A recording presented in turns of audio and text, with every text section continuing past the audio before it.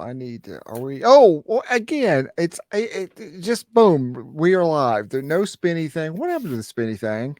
Where did it go? Just boom. Just boom, and here we go. Just kind of like boom, and just boom. What's up, wrestling fans? What is up? Doug's a little sleepy. It's early in the morning. We've not done this in a while. We're going old school tonight by going live after the pay-per-view. That's the way we used to do it when they were all on Sundays, but we are going live after SummerSlam. And for those of you who are watching us live, we are going to start with our SummerSlam review. And anyone watching on demand, don't worry. We'll have all of our regular features. We're just going to do things a little out of order because first we've got to talk about the biggest party of the summer, or at least the biggest party until All In. I don't know. Tony Khan's saying that's the biggest party of all time. So of all time, the greatest wrestling event of all time, but we're not talking about that yet. That comes later this month. We're going to talk right now about what we just witnessed from WWE and their recent premium live event, the next chapter in the saga of the tribal chief and the bloodline.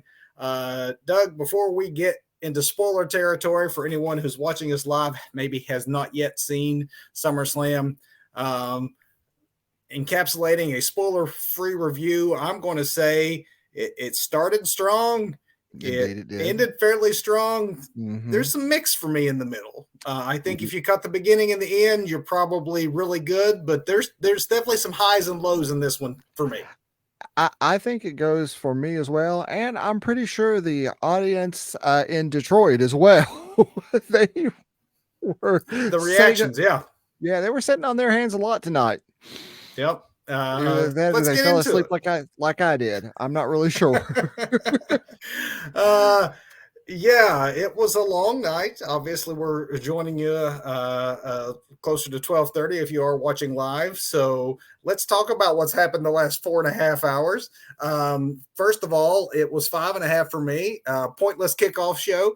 Last week when we went early before NXT, guess what? In the kickoff show, I missed a match. They actually had a match. I thought, well, you will not fool me again, WWE. Right. And then tonight, of course, I tune in. I gotcha. And they don't have a match. No match. But we start strong with the matches they have. We're going to get into spoiler territory now. So come back and join us if you haven't seen it yet. We say recommended. It's SummerSlam, storyline developments. You don't have to sit through the whole 4.5 hours, though. Yeah, starting, though, with Logan Paul and Ricochet, you do need to see this. Man, again, I've got to say, I almost texted you earlier tonight. There is absolutely no reason for Logan Paul to be as good of a talent in ring and on the mic as he is. No reason. With as little experience as he has. Absolutely. Obviously, WWE decided that they were going to start with an athletic contest to get the crowd hyped and on its feet. You couldn't have picked two better participants for that than this. Obviously, Logan Paul, we were correct in the fact that Logan goes over. He did great work, like you said, on the mic too. Heel 101 as well. He was going going after Ricochet's family there at ringside. Yes. You know, his fiance Samantha Irvin. I like the Rock Hogan callbacks that the two of them did on one another. The Spanish fly spot, Doug, from the apron to the outside. I don't think it went as planned, but it's still brutal. It didn't go as planned, so they said, let's do another Spanish fly. Let's just do it again right now. And let's just hurt each other twice. Sometimes when things don't go smoothly, it actually looks more like a legit fight. And that was one of those things that it might not have gone to plan, but it still looked like people were legitimately getting hurt in that. I like the fact that the face was taunting. Like Ricochet was actually calling and smack talking Logan Paul throughout a good deal of this, which is unusual to see the face do, but I kind of like that. And I think it totally fit as storyline wise, you know, especially, you know, when he's got the fiance or, you know, the ring announcer there. And just leaning into it. You made it personal, right? Exactly. Yeah, very, very much so. Made it personal, and it really just made it more believable overall, I think. You know, I mean, it was such a strong opening. Although I would have hated to be the people that told Lesnar, yeah, you're going to have to wait for that steak because you're not going on first tonight. Were you surprised by the order of matches tonight I, before I, we finished talking Logan Paul and Ricochet? I gotta say, I was, because I think WWE, yeah, just two W's. WWE has trained me that, especially on the premium live events, if Lesnar's involved, Lesnar's going on first so he can get his shower and catch a plane and get home and eat a steak, I guess. I don't know. But Not I, what we got tonight. not what we got tonight. And yeah, the order of the matches, and I don't want to say the quality of matches, but the quality of some matches, man. And Well, not this first one. We're not this like first one at Logan all. Paul, No. except maybe if you wanted to quibble, and I'm not, but if you wanted to, the brass knuckle finish from a member of Logan Paul's posse. That's how a heel wins, right? I Yeah, mean, absolutely. Ricochet was better than he's got the experience on his side, and so how does a chicken heel win except by cheating? But I did like Michael Cole, the call Cole made on good match, but the ending sucked, is what he said, and I'm like, if a fan actually, if that's the voice of the fan, some might have actually seen Uh-huh. it that way, that they loved the match but they hated the finish. But I was fine with the finish. I I, think it fit the character. absolutely. I was totally fine with the finish, and it was classic old school booking to me. The heel wins through heel tactics. And especially with like a classic brass knuckles kind of thing. I love this match from start to finish. Honestly. Got the crowd going. A great way to start the event. And the momentum continues in my mind with this next match, which I fully anticipated to be the first match. It was Mm-hmm. one of our, I think there was 13 main events tonight. So That's so ridiculous too. what One do you think of the idea of 4 main events? That's what they were there's saying. one main event, Yeah. and it went off the air about what 10 minutes ago or so now. Yeah, Yeah. one main event. And I mean, if you stretch it and say you have 2 main events, then maybe that's the last 2 matches or your bookend matches. But I'm Mm-hmm. not sure how you could be a main event and going second. I am Right. surprised to have seen this go second. I fully anticipated, like you, that this would be how we would start the evening, um, Absolutely. but it was not.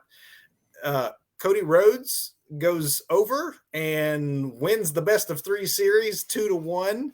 I like most modern Brock Lesnar matches. It started with a very fast trip to Suplex City, early dominance from Brock, including a F5 to the floor, then one through the table.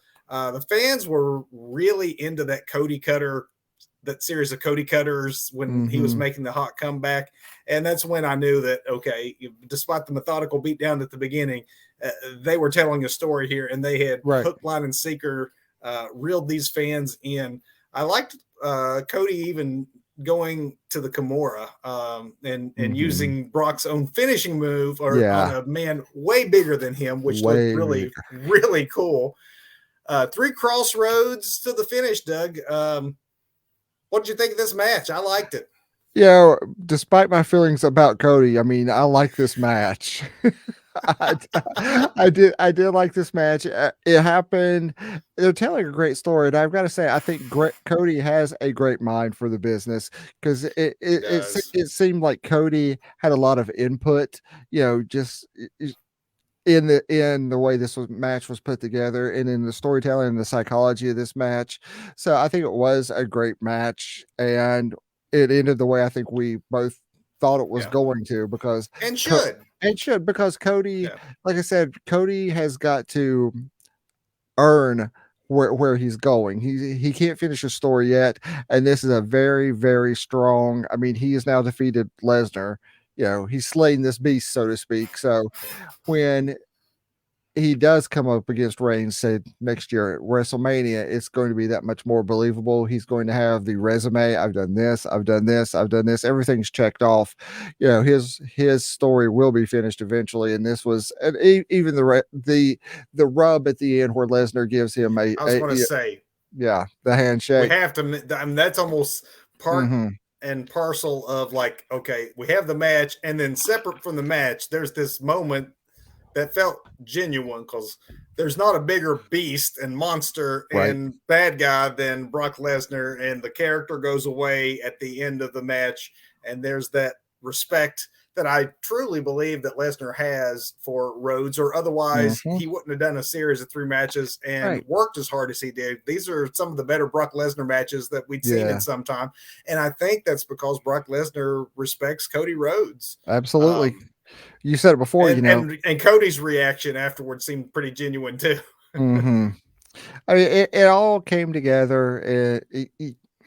I just think Cody's fingerprints were all over this match. I really do. Uh, He had, I don't know who produced it, but Cody had to have so much with the agent and the producer backstage, or maybe Cody and Brock put it together themselves because They might, yeah. it was such a Cody match. It really was. And a heavy endorsement by Brock Hmm. Lesnar at the end that I do think, to your point, will carry a lot of weight moving forward when Cody Absolutely. continues on his pursuit of a championship. I guess if there's one thing that maybe didn't go to plan in this match is not sure what happened to Brock's shorts there, but by the end of it, those those shorts had gone to Suplex City. Indeed, they have. It's like a rag he was wearing by the end. But I've always thought of Brock as kind of like some sort of savage barbarian anyway. So by the end of that, he had like a loincloth thing going on. that notwithstanding, the match itself was fantastic, worth checking out. This is where, for me, and I don't want to say the quality dip, because actually this next match we're going to talk about was better than I would have expected it to be, but still, it's something that they could have done on the pre-show, just because I'm not a huge fan of Battle Royals. They had the Battle Royal, and in their defense, it was more star-studded than a lot of their Battle Royals end up being. There were several world champions and things in there, and um, the winner of the, well, I will say this: it's not all main eventers in there. Like, I forgot JD McDonough was even on the main roster. I'm like, who is that Omos is pressing? Oh, that guy. I was like the same. I was like, who is that little dude? And that was, I guess, the first half of the match really was the story of the big surprise from the introduction until they all ganged up on him to put him out. The first half of the match was pretty much the spotlight on Omos. So depending on how into Omos you are or are not would probably be your enjoyment of the match. But once he was out, the second half of the match became all about the crowd's love of LA Knight. And Yeah. Doug, I think that this match, if anything, was structured to give LA Knight a moment at SummerSlam. I would have been fine to see him have that moment in an actual match or a Mm-hmm. program or some other way, but there's no denying the fans were still into this because they're so into LA Knight. Absolutely, because I was thinking, I agree, this could have been a pre-show something, but there were more stars in there that you'd have on a pre-show thing. You've Yeah. got AJ Styles, Shinsuke Nakamura, LA Knight, Sheamus. I mean, Sheamus. Yeah, yeah. all the brawling brutes. I call them the battling brutes. It's the like, ba- yeah, but it almost seemed like kind of like old school wrestling, old school like pay-per-view before, like the network, where it's like, well, we got a pay-per-view coming up, let's get everybody out there so they can get a paycheck for this, because there's just let's just dump a whole bunch of usually mid and lower mid carders and lower card folks, let's get them which in is there. why I kind of expected this was going to be the pre-show match, and then Right. it wasn't. No, but I mean, the right guy won.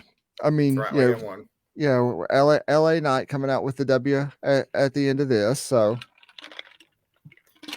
Really, it was better than a normal battle royal. I enjoyed it more, and probably because I, like you, thought the right guy won, and was cool to see LA Knight so over with a big 60,000 plus crowd. mhm. But I guess no harm, no foul. It didn't overstay its welcome. It's really this next match, Doug, for me anyway, and you can feel free to disagree with me, but this is where the wheels came off a little bit, and I think the crowd sort of disengaged for a while. Mhm. Ronda Rousey lost. in her MMA match to Shayna Baszler. And I will say that I think this match for me would have been better had they had a ground based professional wrestling match that Yep. mixed in MMA elements. I think Hmm. when you promise fans an MMA style match, that is actually what hurt them here because, to their credit, if you actually watch some of the stuff they did, I think they were legitimately laying it in on each other to make it look legit, like that kick to the head that Shayna gave and that knee to the face that Ronda gave. These were stiff, but I just think Yes. that fans of professional wrestling want to see pro wrestling and not a fake MMA fight because they're used to MMA and watching MMA. And I think trying to simulate MMA does not do any favors to the presentation of pro wrestling.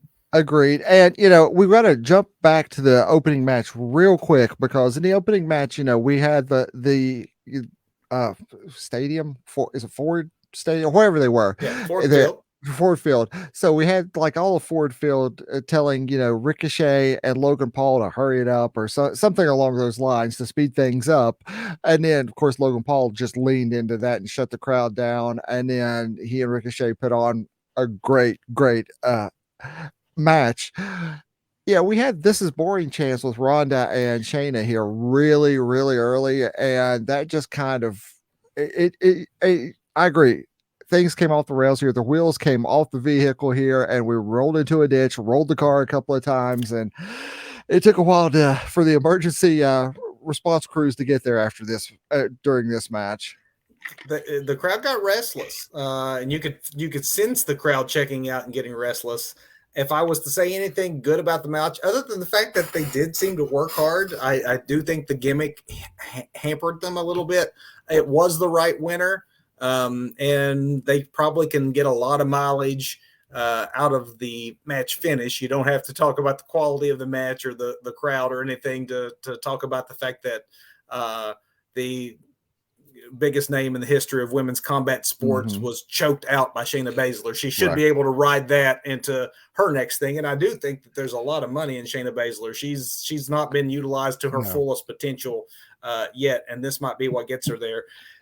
I do wonder though, is this the and if it is, it's a shame to kind of go out on Mm-hmm. the streak she's going out on, but does Ronda go away for a while? Do we see Ronda back in WWE, or the passionate, like exciting version of Ronda Rousey we had at the beginning of her wrestling career? Is this the end, and watching her go out with maybe not so much fire in the belly anymore?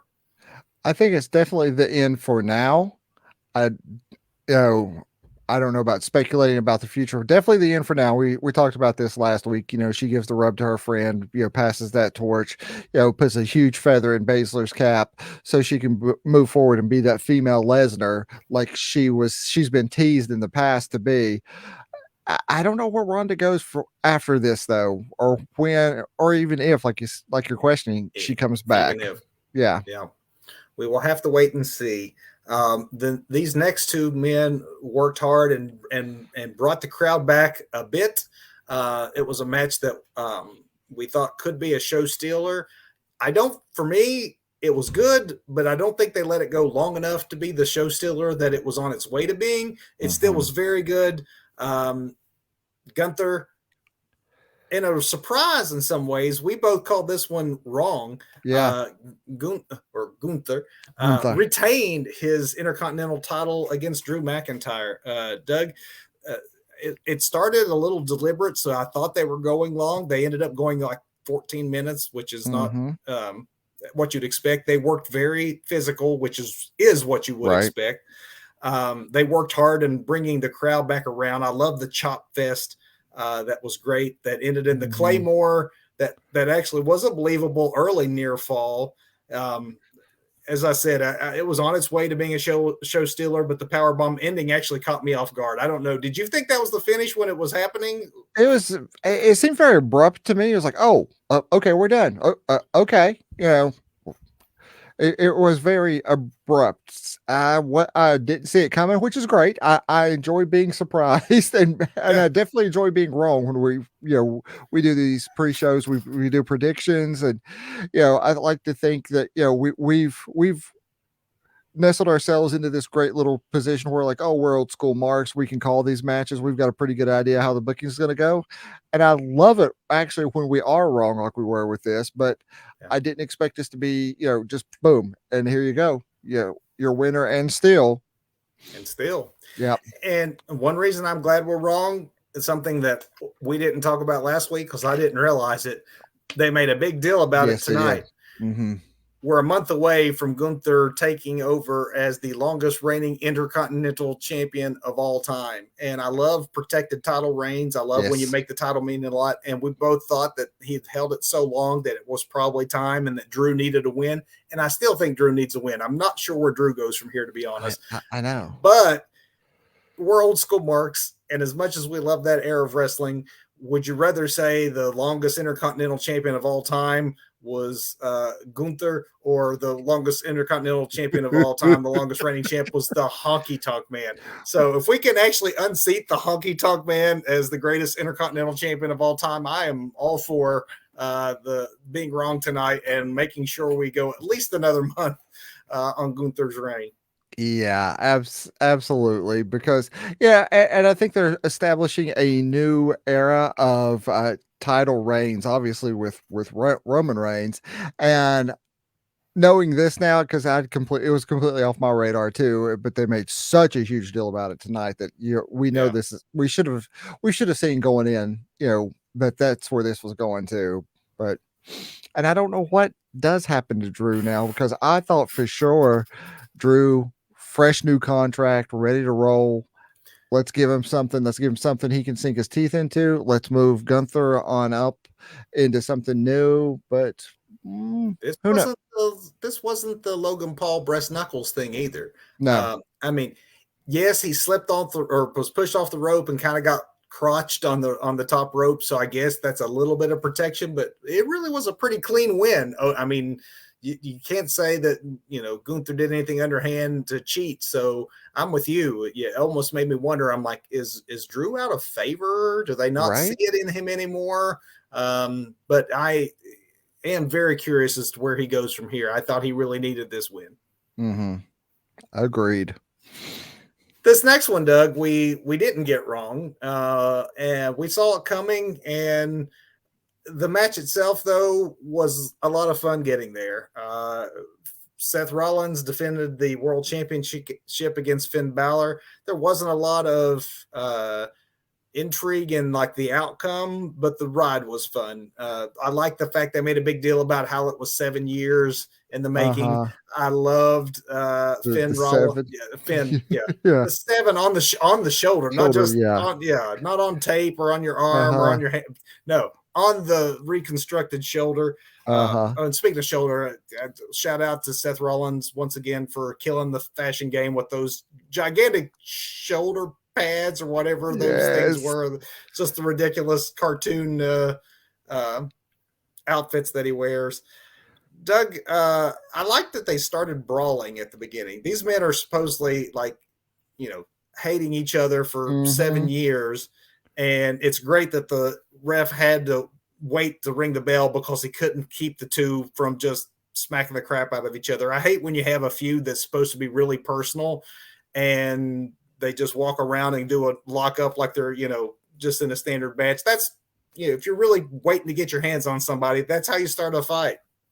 Yeah, and we expected a really great match from these two guys. I think I had some incredibly elaborate prediction about like cash ins and stuff like that. You did. You got Yeah, your fantasy booking went a little crazy. So I got this one a little wrong. I mean, all the elements were sort of kind of there, Yeah, they and were. and it works for a Judgment Day storyline. But Judgment Day storylines aren't exactly bloodline storylines, but all the interference and things around the ring worked for this, but I think it made things a little clunky near the end. And the logic there too kind of escapes me at the end because once spoilers, Rollins wins. So once Rollins wins, he's having a stare down with I want to call him. Damien I almost called him Punishment Punisher. Martinez. I Yeah, can see where you were going. you saw the wheels turning, but he's staring him down, and I'm like, okay, he was barely standing up a minute ago. This is the perfect time to actually cash in. Don't stare Yeah, him down. I thought Yeah, that might actually happen. you cash in right now, and you've got Yeah. this.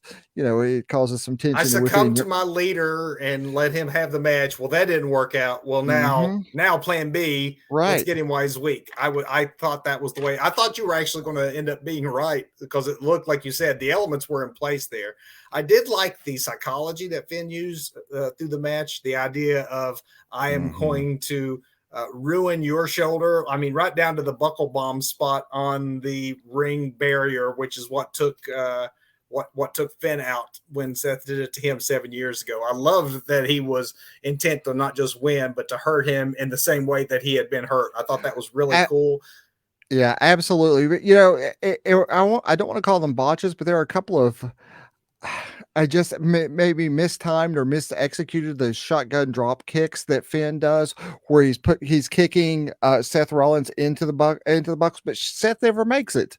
Seth never makes it to turnbuckles. Yeah, he You know, stumbles backwards and he barely. stumbles. Yeah, Yeah, it misses it or falls short, and then I mean these two guys are professionals, so they, you know, it's clear what the spot was supposed to be, and they go ahead and follow through with it, and things work fine. But there were multiple times when that happened. I mean, there well, were. let me call out then and see if you thought the same. That spot at the end, I think that was a redo.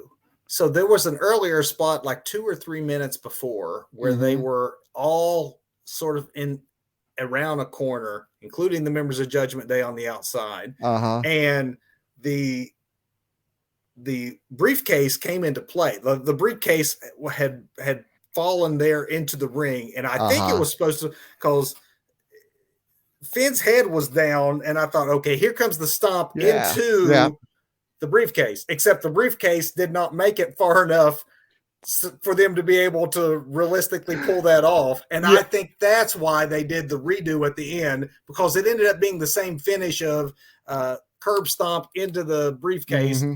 which looked like should have happened a little bit earlier. And you said it, they're pros, so they covered for it really, really well. But I do think it was a bit of a botch there. Yeah, not as big as the botches as another match we're going to talk about. Oh, There were botches all over the place in yep. in another match we'll get to in a minute. But that makes sense. And then you look at Damian Priest. In that light, you go back and look at the frustration on his face. Is he frustrated because his leader couldn't follow through at that point, or is he frustrated because all the ending got botched and they had to like redo? Interesting. I will say that the maybe the sequence of the night though did happen in this match. That superplex into a Falcon Arrow that was countered into the Pele kick with both men ending up Mm-hmm. flat on the canvas might have Yeah. been the best time spot of the night. Absolutely. Again, these dudes, you know, I don't know how to say this, but I expected Logan Paul level match out of these two guys. Not that we didn't get a great match, but it's not the match I expected. It was a great match, unlike this next match. Dude. And I hate to call out three people that I like a lot. I know that you also like that. The internet wrestling community likes all three of these Yes. women, but it was a bad night at the office for the women's division. This actually made the Shayna and Ronda match look a little bit better by comparison. And we're talking three pros here when your Right? SmackDown Women's Champion Asuka versus Charlotte Flair versus Bianca Belair. Let's take the match first, Doug, and then we'll go into the post match because I want to separate those because one was actually very good, Mm-hmm. and I don't want to confuse the very good with what was actually a bit of a disappointment. Man, this whole match was just clumsy and clunky, Clunky. and so many spots. And then Corey Graves is trying his best to sell some of the moves that clearly missed by a country mile. Now, see, I love Charlotte's moonsault, but when she hits that thing to the outside, it is a thing of beauty. But very rarely does she make contact or very impactful contact. Like you graze somebody and 20 women fall down at ringside. Yes. it doesn't look good. It looks good while she's in air. The landing Absolutely. never looks good. Never looks impactful in a way that's going to damage anybody. And then, like, immediately following that, like, Asuka does some sort of, like, what Corey Grace calls a DDT. No, Asuka jumped and like almost tapped Charlotte, and Charlotte sold the hell out of it. Oh But yeah, she went down like she'd been shot. yeah, but and then there's the spot where Charlotte early on's got like has some sort of wardrobe malfunction, so Bianca Belair and Oscar just chilling in the corner, hugging each other or something, until Oscar Yeah, realizes we should probably do something. the two women end up in the corner, and I think she's supposed to do her cartwheel spot, and Yes, instead she lays there and then stands up and then backs up to the referee, and the referee's adjusting her costume and leaving Bianca and Asuka to like fumble in the corner, looking pretty silly, honestly. pretty it did look silly. But there was just so much just like that. It's just like these girls were not clicking tonight. I mean, these No. girls are all amazing athletes, amazing performers. So I blame it on the jinx of you make the champion come out last. And when Charlotte comes out first, to my ears was like remixed version of her theme. I don't know if you Mhm, thought the same, but I'm mhm. like, okay, she's got some new music. And then I'm thinking, and here comes Bianca, and then the champ. And then like, the champ comes out in the middle. I hate that. I I hate always that do too. hate I'm like, that. why is Oscar not coming out last? It was a Why? quick pace. They were doing a quick pace, maybe too quick. Maybe Maybe they that's should why have they were missing things. Or I think slowed they were down a trying to bit. get the fans into it because at one point you could see Charlotte like visibly, come on, Detroit, like she's trying to Mhm. fire them up. The crowd only seemed to really get fired up when Bianca started making some comebacks. Yes. But for the most part, the crowd wasn't into this either. And I'm like, Man, either this they're crowd was tired or they're sensing what we're sensing is that something's off with these three tonight. yeah, and I'm sure those two things definitely played into each other because it's the performers in the ring, and like you say, Charlotte trying to get folks into it. Yeah, the performers are feeding off the crowd's feeding off the performers, and it was just dead at this point in the show. I'm like, I Yep, felt bad for those girls in the ring, I did. and the Now, audience just seemed to not care at all, one way or the other. if I was to accentuate the positive, there's two things in the match that I will call out. Bianca sold that knee injury to the outside like a champ. I actually, Hmm. for a moment, thought that she might have legitimately hit the stairs on the way down and hurt herself the way she was actually crying. That was a great Hmm. sell job. They once they started concentrating on it a little too much, I'm like, okay, I know it's not, but she did a Yes. great job of it. And then that 450 that she did looked fantastic.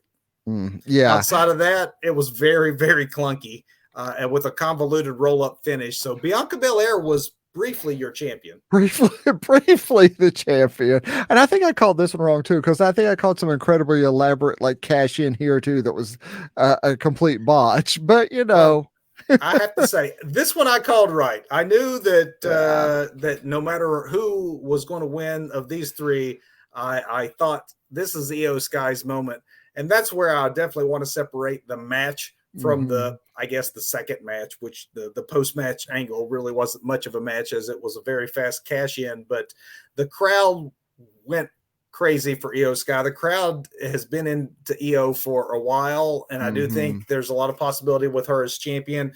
I like the early cash in that she didn't sit on it for 6-7 months. They struck while the iron was hot, and I think this gives a chance for Bianca. At first, I'm like, now why would you Mm. switch the title off Bianca, because she held that belt for so long and Asuka hasn't had it that long? And then I see this and I'm like, if Yeah. Bianca leaned into her heel tendencies that we haven't really seen on the main Right. roster so much, there's possibilities. The crowd's so into Io Sky, this could be an opportunity for Bianca Belair to move over to the dark side. And I just got to shout out to Bailey because I love how Bailey just comes in and is cleaning house, taking out the other girls for EO. Like, yeah, I was like, this is really good stuff because I was expecting like a heel jealous Bailey, No, especially, but Bailey had her girls back, and I yeah, loved it. and Dakota Kai came back, and Yes, yeah, for yes. everything that happened before that really was not so very good, they did salvage the feeling of the crowd at that moment with a really great post match and a really great Money in the Bank cash in, and what I hope to be a really fun run with Io Sky. That Yeah, lady is extremely talented. absolutely. Which leads us to our eighth main event. I'm sorry, I've lost track. Was this the eighth main event of the night? I don't know. So many main events. All the main events. This show should have been called Main Event. That's what it should. Main event. This was Saturday Night Main Events. What we watched tonight. This was the last match of the night. That makes it the main event. Indeed, it Your does. tribal chief Roman Reigns with his umlauta, as we have learned, is not the Red Hot Chili Peppers. It is not chili peppers. Spoiler alert, Doug. You and I were right on this one. Jey Uso. He fought the tribal chief in tribal combat and did not come out successful. Doug, starting from the beginning of this one, maybe you heard it too. I know it was countered with a Roman sucks, but there was a surprising "Let's go Roman" chant that actually started in Detroit. And Roman normally doesn't get a whole lot of face heat at all. He's not the cool heel. So I did actually happen to catch the because I had to claim the TV early tonight because my son's having a sleepover with a bunch of his friends for his birthday. So and at one point I went from my 80-inch TV in the living room to my phone for a little while during the Gunther McIntyre match, so the kids could have the TV for a little while before they headed upstairs. But while watching the pre-show, they cut to one guy. I'm not sure exactly what it was, but they throw to like fans, and a guy cuts a straight up Roman Reigns promo. He's all in his tribal, so it's like, Yeah, okay, that's true. He's getting booed by everybody around him, but he straight up cuts it. I mean, he is in character, right? He's rocking it, and he is owning the Roman Reigns thing. And the tribal chief does indeed have his fans, us among them. So I thought this is an interesting little split. You've got was a split. It's one of those "let's go Cena sucks" kind of things. I also really liked, of course, he accentuates anything he's involved in. But Paul Heyman, once again, doing the yeoman's work tonight. Like anytime that Roman was not on the offense, was instead on the defense, Paul's begging Jey, he's your cousin. He loves you. Like, I mean, just ridiculous, but hilarious. Roman dominated, particularly the first half. It was I liked Jey had to come back with the senton to the outside. That's when it started getting a little more even Steven.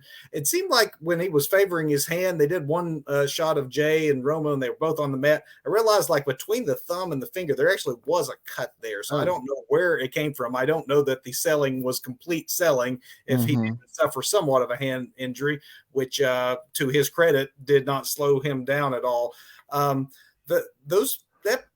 It became, we wanted to know what a tribal combat match is. We were a little worried about it. It essentially was just a hardcore match. And I didn't just say just a hardcore match because at first it was a little slow, but the more it built, the more hardcore it kind of got. So those chairs, that power bomb on the chairs looked like it legitimately could have concussed Jey Uso. That looked bad. And then once Jey got out the strap, like that first hit of the strap, from the elbow, yes, I mean, that just took the skin right off of him. I mean, because I was like, oh, he just hit him hard. There's no way you can fake that. No. That's not a gimmick strap. It is what it is. Blade. You don't blade unless you are a very bad wrestler. I'm gonna get some color in my elbow. Then there was that brutal, tough-looking Samoan drop with Jey got Roman on his shoulders and took him from the apron to the outside to the table. Then, of course, they fight through the crowd, and Solo gets involved. And, you expected all that. I will say that once they made it back to the ring, Jey's spear sort of marked me out a little bit because I had a brief moment. I thought, maybe And isn't it so cool that, again, being those almost jaded old marks that we are at times, where we call it, and we're pretty good at calling it, I think.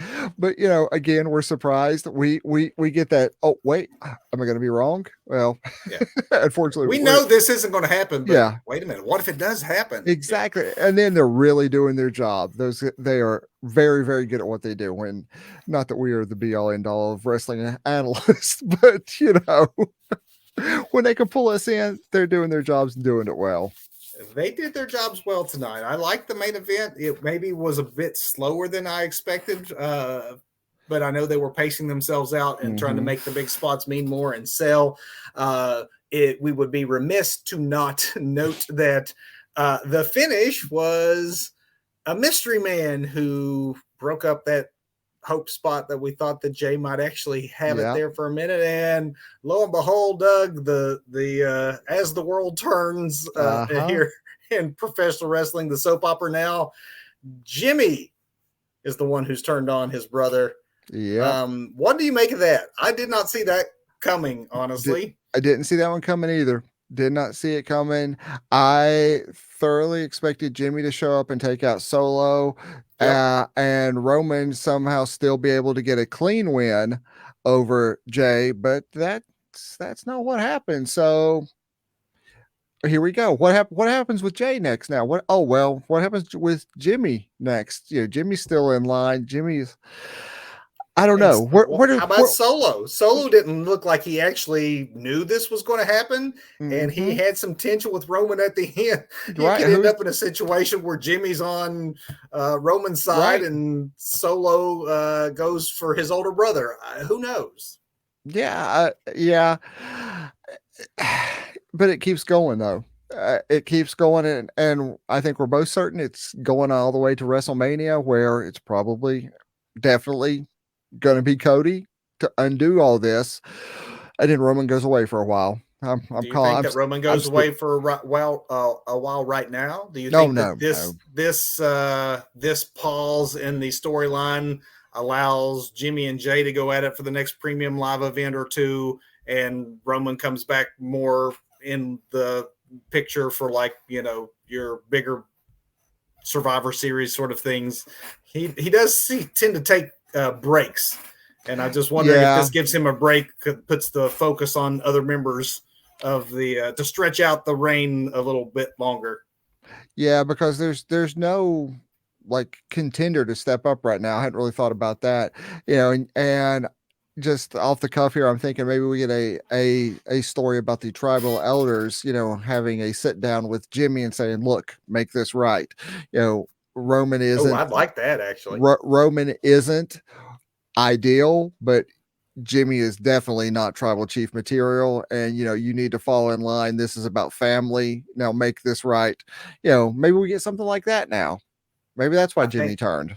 I think that we get some drama and some angles, and to your point, maybe not another contender for a couple of pay-per-views, because honestly, if we're going to get him to Cody and Mania, we're going to have to think of something that doesn't have him defending the title at every premium live event, because he's defeated everybody. Right. There's not anyone legitimate anymore to step up. I mean, who really is there right now? I mean, who? Who? And with that, Doug, overall, I think that it was still worth seeing. You could have had a 3-hour pay-per-view and it would have been solid. A couple of matches, to my surprise, actually underperformed that I expected to be pretty good. One of which was just an outright dud, which is very surprising. Very, very surprising from the talent involved. It was, like you said, it was a bad day at the office for them. Bad day at the office, but go check out SummerSlam. Absolutely. It's the biggest party in the summer, at least for a couple more weeks. Yeah, at least for a couple more weeks. I'm going to say this is the second fall. We're going to go ding ding opening bell, Doug, because we have some news that we need to talk about, even though our main event topic we've already discussed with SummerSlam. It's a big news week in wrestling, so we called it back last year, last May, back in 2022 May, when Vince McMahon's sex and hush money scandal got him temporarily removed from WWE. We reported here on the show that the internal investigation is one thing, but when the government comes poking around and potential criminal charges, that's going Mhm. to be something else. And Doug, those days may now be here. This week, Right? it was disclosed by WWE in a required SEC filing that very recently Vince McMahon had federal agents had executed a search warrant on McMahon and his properties on July 17th. In addition to the warrant, they also served Vince with a federal grand jury subpoena. Um, this was all revealed and talked about during this last week's investment call that WWE had, and WWE CEO Nick Khan, Doug's second favorite Khan, declined comment on the situation. Vince himself, however, did come out later and said that he is confident the government will not find wrongdoing, um, which I think is a whole lot different than saying I didn't do anything wrong. When you say they're not going to find anything, they Right? can't prove it. Doug, what do you make of all this? Vince apparently is out right now on medical leave, undergoing Yes. apparently a serious spinal surgery. Mm. But I know this is just one step in the process, and something we'll need to follow here. But this could be his return could be temporary. But I mean, he's like a Teflon Don now. I mean, really, going I what know. back to the 80s, with like testifying before Congress and all this nonsense with steroids and this back in the day, and everything that's got him to where he had to resign temporarily, as it may have been. He resigned, but he still comes back. Eh, I'm pretty sure Vince is right. The government's not going to find anything, which again, like you say, is a whole lot different to going, yeah, no, I'm innocent. I didn't do anything, but He they're not never going to said he find was in. anything. No, never said he was innocent. He just said they're not going to find anything. I mean, I think it'll be a little bump, but Endeavor seems to be cool with Vince and knowing everything that is there, because I'm sure there were a lot of disclosure talks when they were finalizing it. And well, Endeavor, the deal isn't actually a done deal yet either. I was reading this weekend that, yeah, I guess that's not finalized probably till the end of the year. But Yeah.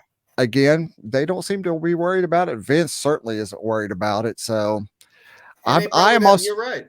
There's no why. It's like the yeah, Roman Reigns situation, except not kayfabe. It's like, right, why would you bet against him? Like, why would you think he would lose until you actually have evidence of seeing him lose?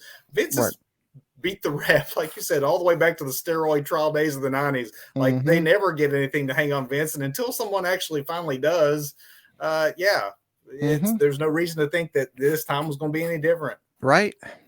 But we will keep on track of this story as it develops. And moving on to our what would on most weeks be the biggest story of the week, but the Elite have ended months of speculation by re-signing with AEW. No word exactly on the length of the deal, other than saying long term. It's 4 years. I think it's four. I think it's Well, four. for Kenny Omega at age 39, this could take him to through the prime of what's remaining of his career. But this deal includes the Bucks, Kenny, and Hangman. And the one who was most thought likely to leave was Kenny, just because WWE had expressed interest in him and making him a pretty big star on the level of, like, Cody and Seth, and there's talks of where he would slot into WWE. It should be worth noting as well that all of the gentlemen in the Elite will also retain their VP positions with the company. I think it's interesting that the Elite, had a majority rule with this and Yeah. said, okay, we're all going to vote, and majority rules here. We go where the majority say we go. I haven't read anything about it being a unanimous vote.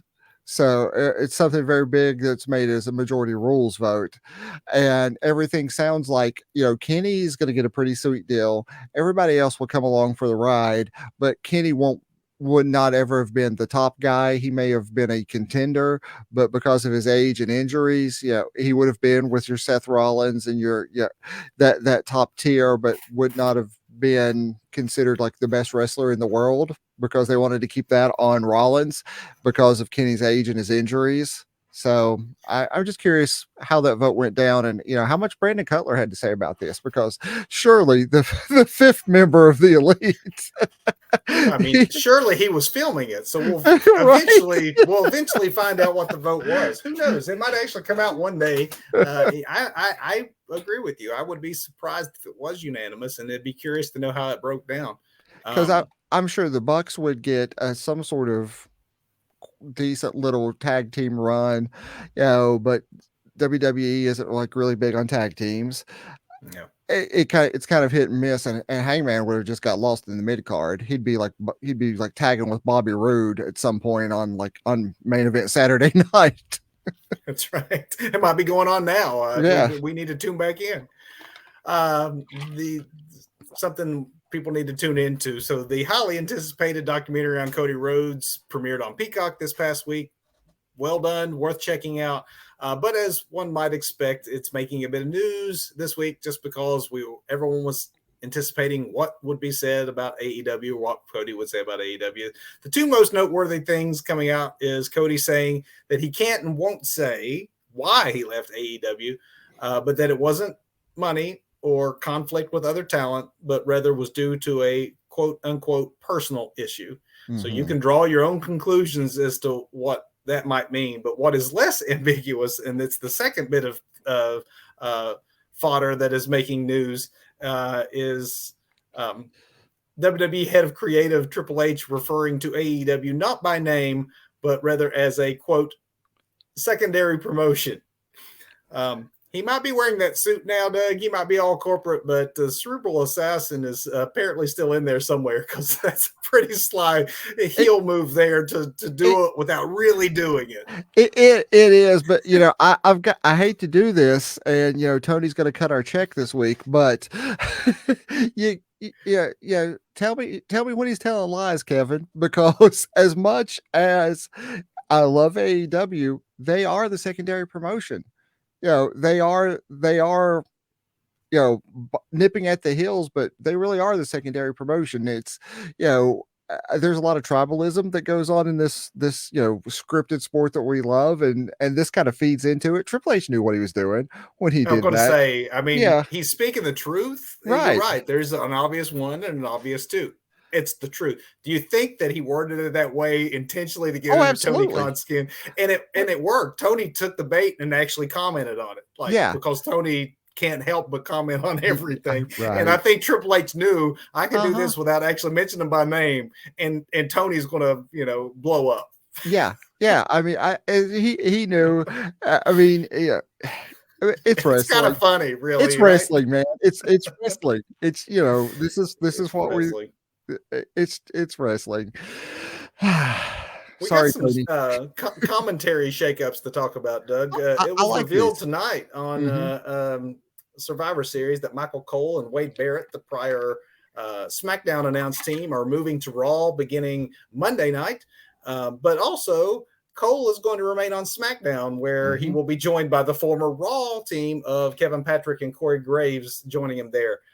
Cole is back to doing double duty, which is something he did for a few years when WWE really didn't have a second lead announcer that they trusted enough to put on the other show. So they just leaned heavily on Cole, which apparently, if I recall at the time, wore him down to the point that he was really pushing for someone to be an heir apparent, that it was too much. But the fact that they've gone back to using Cole twice, and that they didn't get rid of Kevin Patrick, but now he's going to have to work in a 3-man team, it's really not a vote of confidence for what they feel he's doing on the A show of Raw, to take him off of that and then sort of put him back under Cole's learning tree, like he's maybe not getting it. And I have to admit, I don't really care for Kevin Patrick, so maybe he'll improve. But I like the move of the best team being on Raw. Yeah, absolutely. And I mean, Cole is really good at what he does. He is.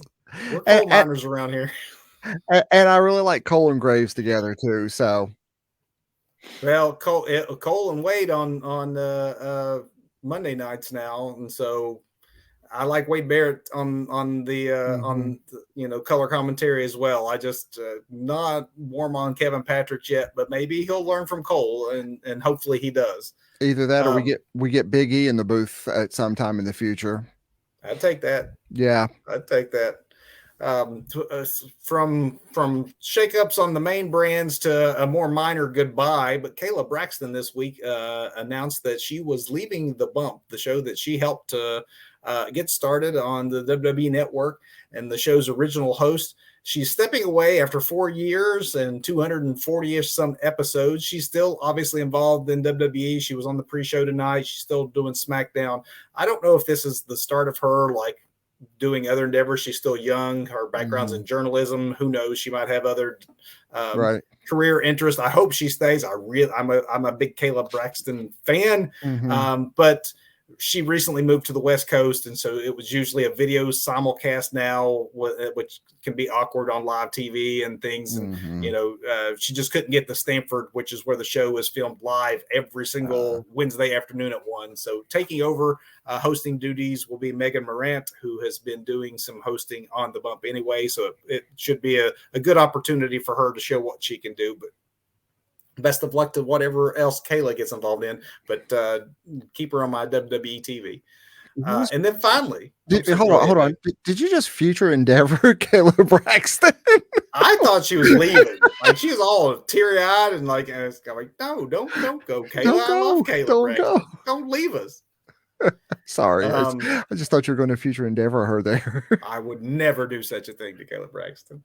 I hate to go from jovial news to sad news, but we would be remiss if we ended our news segment without noting the fact that the exotic Adrian Street passed away this week. The Mhm. legendary British wrestler was 82 years old, which was Oh, wow. shocking to me. He Wow. began in the wrestling business in 1957. He came from extremely rough beginnings. If you've not seen the documentary on the WWE Network, it's worth checking out. He was taken out of school by his father in England to work in the coal mines alongside of him. When he was only 15 years old, he became enamored Wow. with the world of wrestling and knew he wanted to get out of the mines. And so he really got into wrestling and bodybuilding. And despite only being 5'7" and 150 pounds, he made his way in the world of wrestling. He did so by posing for bodybuilding magazines. And then he boxed shoot fights at a Mm. fairground booth. You just show up to the booth, pay your money, and sometimes he'd fight 7 times a day Whoa. in real fights. And he started wrestling as the Tarzan Kid or Kid Tarzan, depending on what the night was, when he was only 17 years old. But in 1962, he realized he didn't stand out from most wrestlers, especially since he was so small and was wearing boots that added 3 or 4 inches worth of heels to his height. Since he was already wearing heels, he thought he'd go more the Gorgeous George route, and he transformed himself into the exotic Adrian Street. He began dyeing his hair, wearing mascara, switching to colorful, unique outfits and ring gear.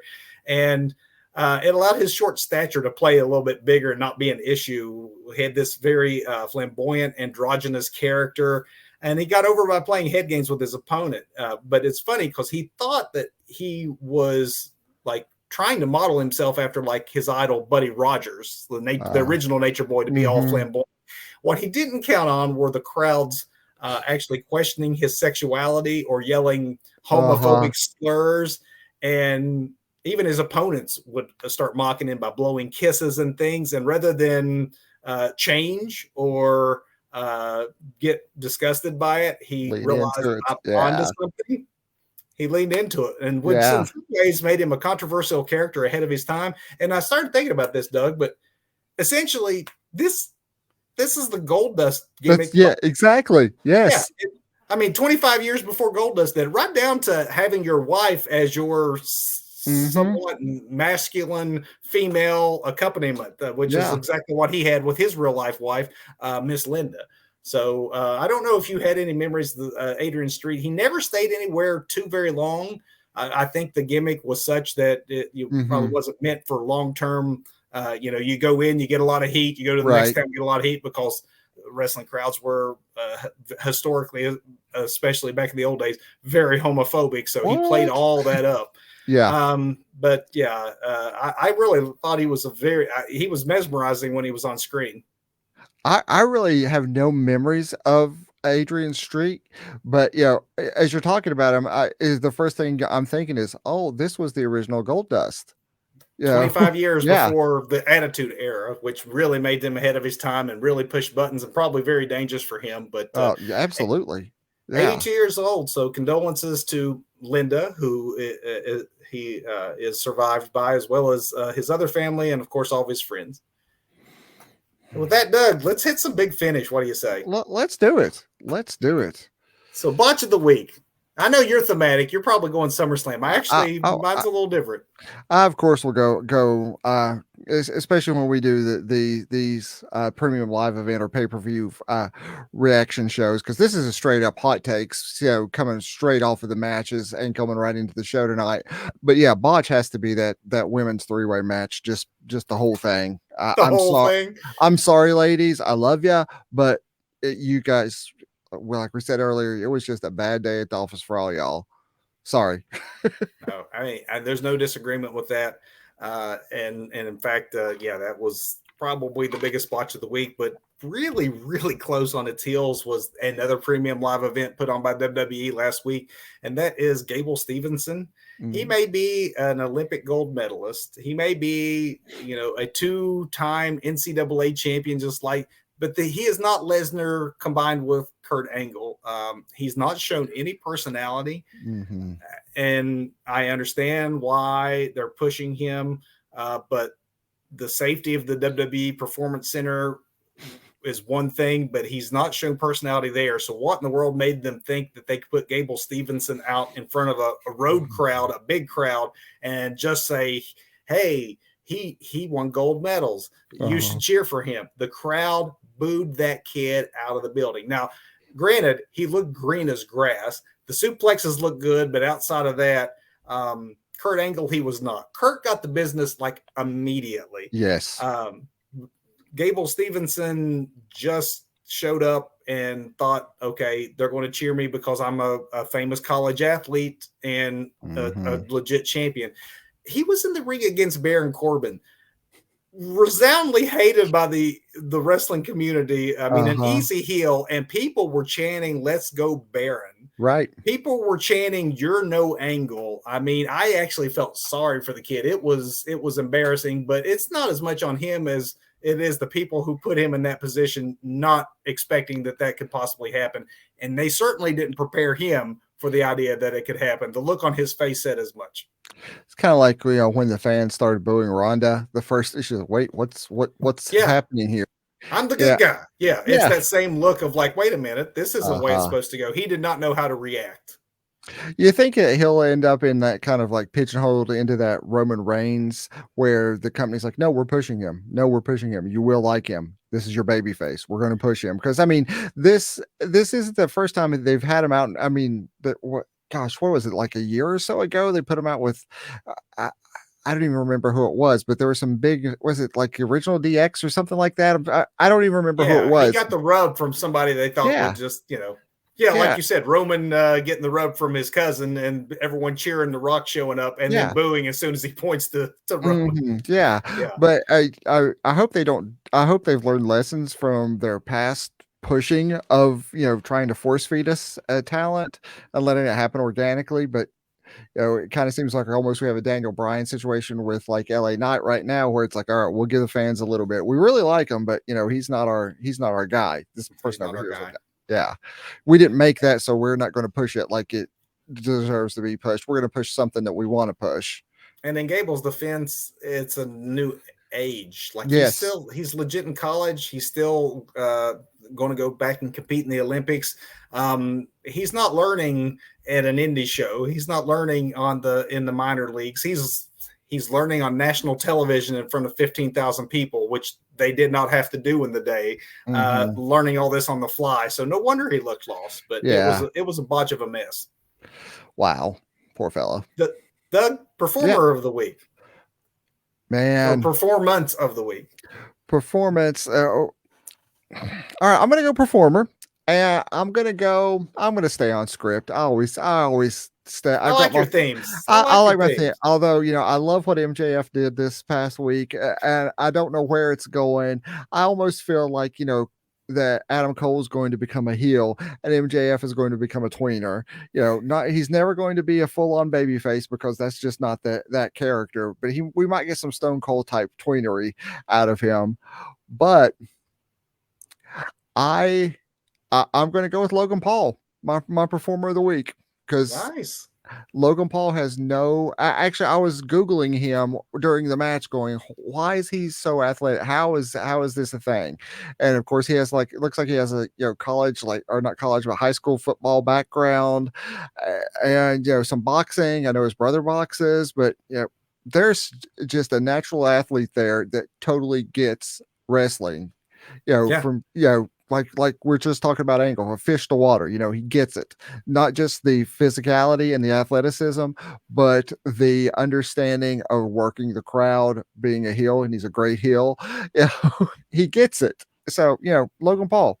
There's a lot of celebrities that come into the sport and just honestly are out of their depths and don't care and just there for a payday. You see them, the ones that come in that are legit fans but don't have the athleticism and they think that, oh, this is going to be easy, and it's not. Or you get the legit athletes that actually get that part of it, like maybe a Gable Stevenson who's a legit like athletic talent, but doesn't understand the performance side of the business. Right. Yeah. And yet Logan Paul like gets all the aspects of that business despite not having very much experience in it. It is a credit to him.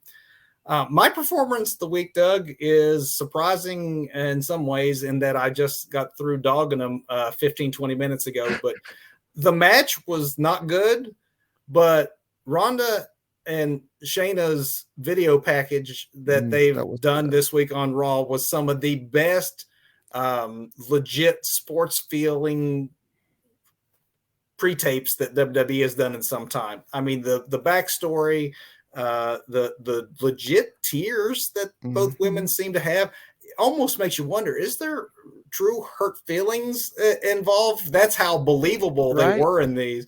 And Shayna Baszler basically apologizing to her goddaughter in tears about what I'm going to have to do to your mother might be the coldest thing I have seen on WWE TV in some time. That was fantastic. I just wish the match could have lived up to that. Even that was amazing. That package, and then Cole goes out of his way to sell it afterwards. Where they do the whole, hey, this is an MMA thing. WWE rules don't apply. Blah blah blah.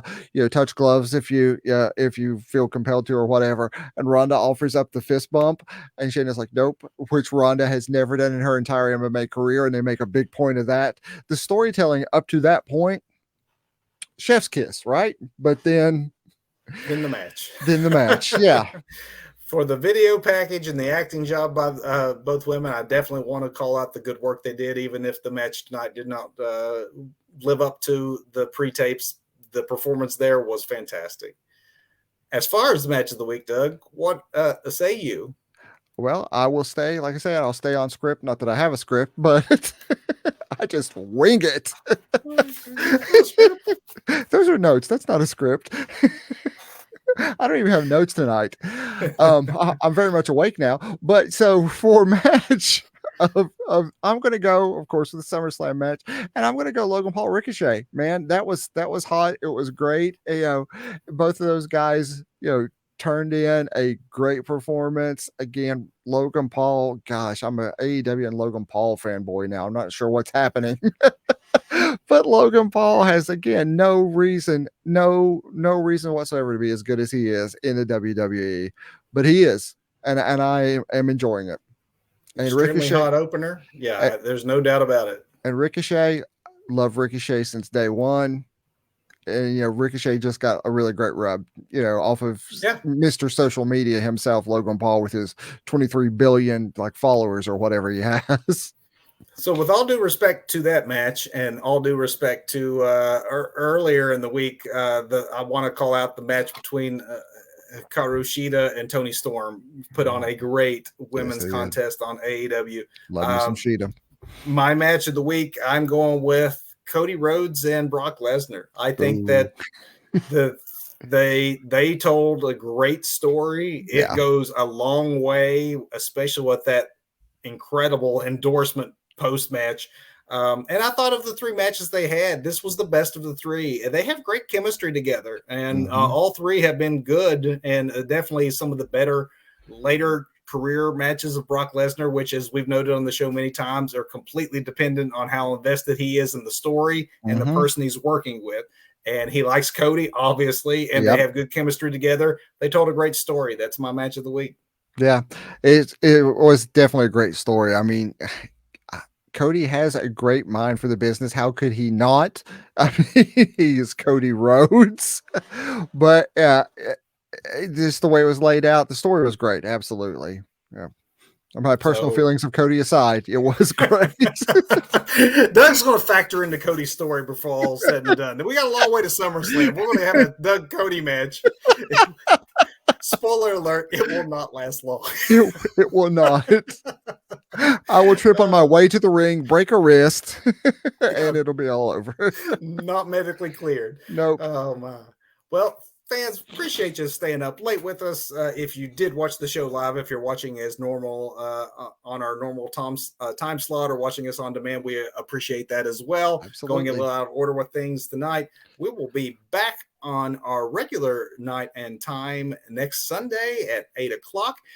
Doug, CM Punk is telling lies. What? Surely not, Kevin. We're going to call him on it. We're gonna have to tell him when he's telling lies, then, Kevin. That happens next Sunday night. Join us. Until then, thanks for watching, everybody. Go watch some wrestling. There's plenty on. Good night. Good night, everybody. Thanks for watching.